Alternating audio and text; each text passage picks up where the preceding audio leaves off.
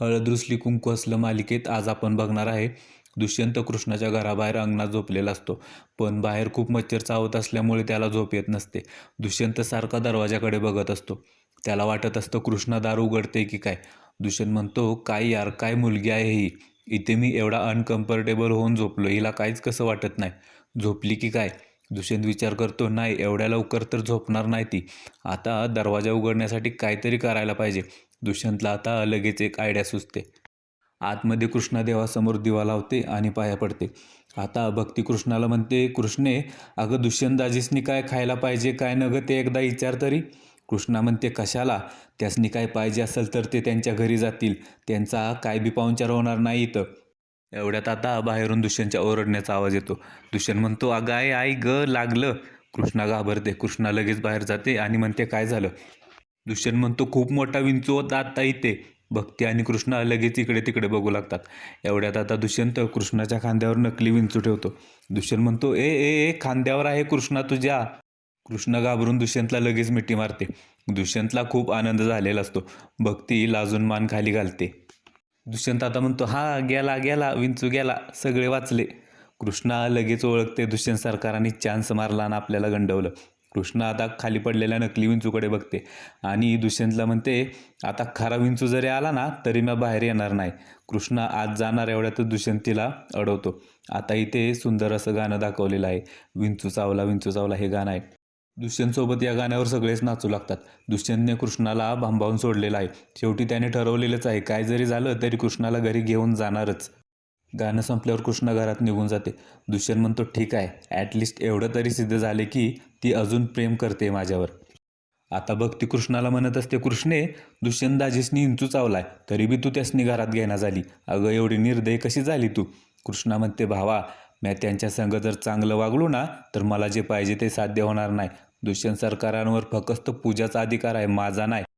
इकडं मैनावती बाळजाबाईला म्हणत असते, बाळजाबाई, माझ्या जयकांतसाठी एखादं चांगलं स्थळ बघून त्याचं लगीन करायला पाहिजे.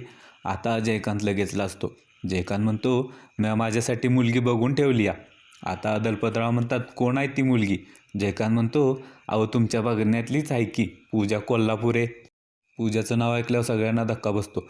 जयकांत म्हणतो, खरं सांगू तर माझा लय जीव आलाय तिच्यावर. आपल्या घरात बी लय शोभून दिसल ती.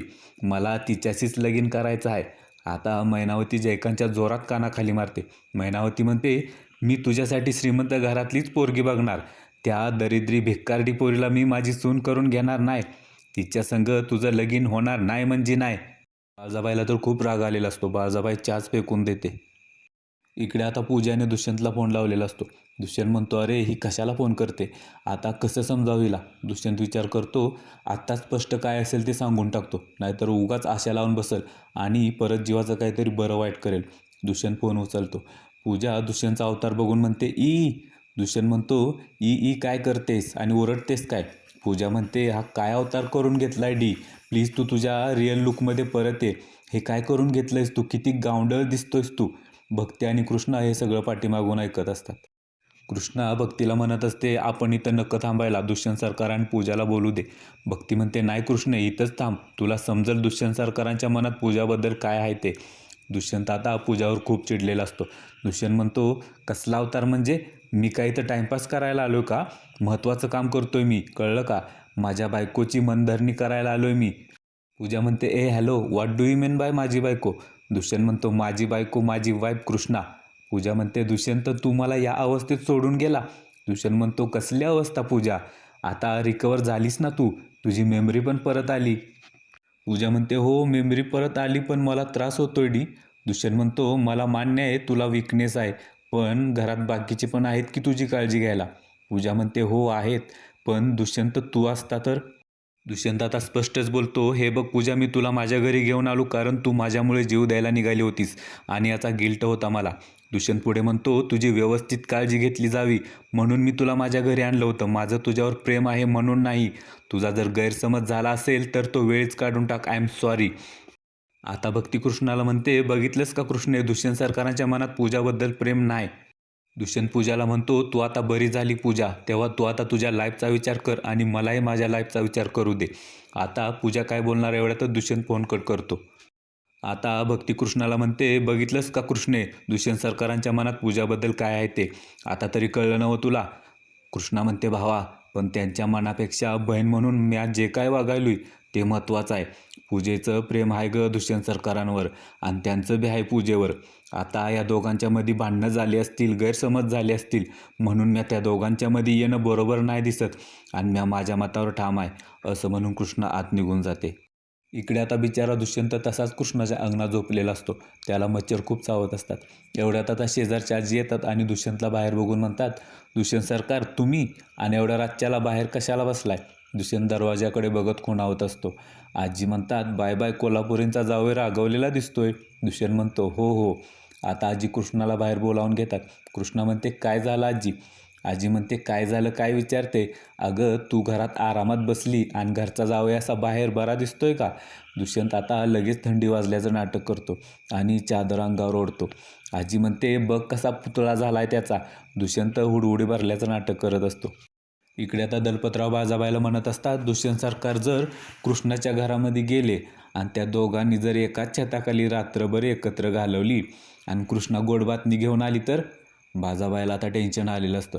बाजाबाई विचार करते की खरंच दुष्यंत आणि कृष्णानं एकत्र रात्र घालवली तर. दुष्यंत पोट धरून भूक लागली असं म्हणत असतो.